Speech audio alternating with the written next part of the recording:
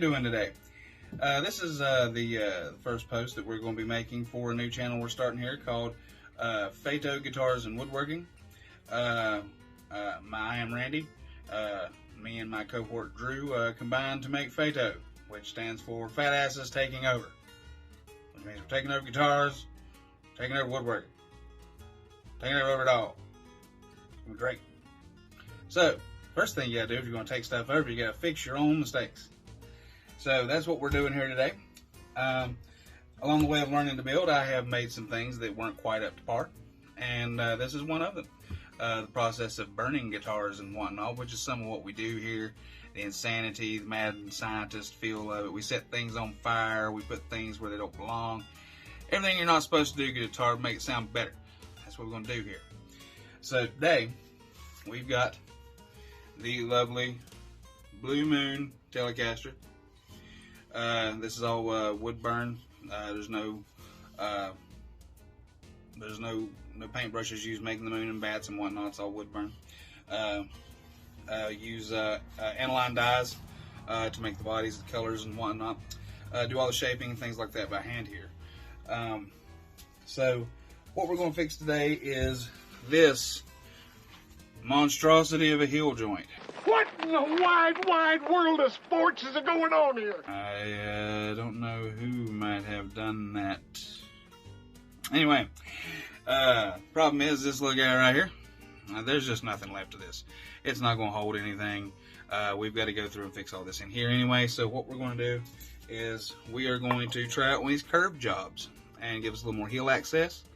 We're going to be using some some pretty monstrous sandpaper and sanding block. Just doing it by hand. 26 grit. Just go ahead and take that on down just a minute or two. I'm not going to put you through the painstaking process of making you watch me scratch away, dig away, peel away, and grind this thing down so that it fits now. We'll return when I'm done with all that. So, to be continued. Thought I'd jump back in here real quick before I get started with the grinding and show you guys something there too. To go on ahead, once you've made your line on front and back, you see that one on the side, that's really important too. That helps you make sure that what you've got going on for the lines on both sides is actually meeting up in the middle, and you're not going to be, and everything was straight when you got it all lined up and you put your bracket on both sides. That's just a good easy way to tell. Just go ahead and use something like a speed square, which is what I like to use. Just to get yourself there, make sure you know you're 100% square up on that line. One pair of pants later. And we're back here. So as you can see, I've got it nice and beveled off. We get see if I can get that kind of, for the idea of what we're going for here. Nicely rounded. And I went ahead and giving it a little bit of a lighter sanding too, just to go ahead and get all the burrs and whatnot off. I've cleaned out as well and leveled out the neck pocket there while we were there, just using again another sanding block. The 26 grit sandpaper is a monster and will level it down just like that, so be careful not to go too fast as well. And I just came back with some 80 and 120, just go ahead and get it looking where it's good, but it's still got enough drain to take a little bit of shakeable wood filler. I'm in no way sponsored by anybody, but I will say that this stuff right here works, folks. And what I like to do is just take a simple business card. After I've got this shook up a little bit here, I just want to go ahead and squeeze out a little bit down in these divots that we've got. You don't want to use too much because you'll be scraping most of this out. Okay? So you just use, a little dab will do in your spots that you've got your divots. I'm going to go ahead and smear most of this in here with my fingers so that I don't get it directly into the screw holes for mounting. That way I don't have to get back and dig it out there.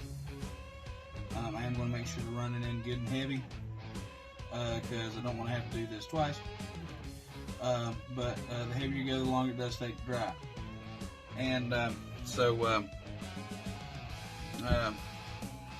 what we like to do is these business cards were great because you can use them to wipe off your fingers and stuff like that too. All of life's messes that might get on your fingers. I don't know about you, but I tend to get a lot of messes on my fingers. We don't discuss those messes on this channel, by the way. There are other channels for that.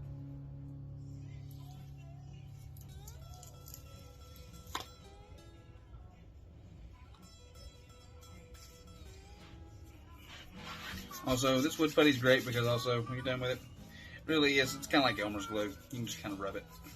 They come right off your hands. And like that, we have smoothed out a neck pocket gap. Now, in about 30 minutes, maybe an hour, I will come back and hit that again with sand block, just take all the burr out of it, and we'll have a nice, flat, plain surface for us to be able to attach the neck to. That way we don't have the wobble that we had in it previous and have weird little air spaces and gaps in between the neck. So that's all for today.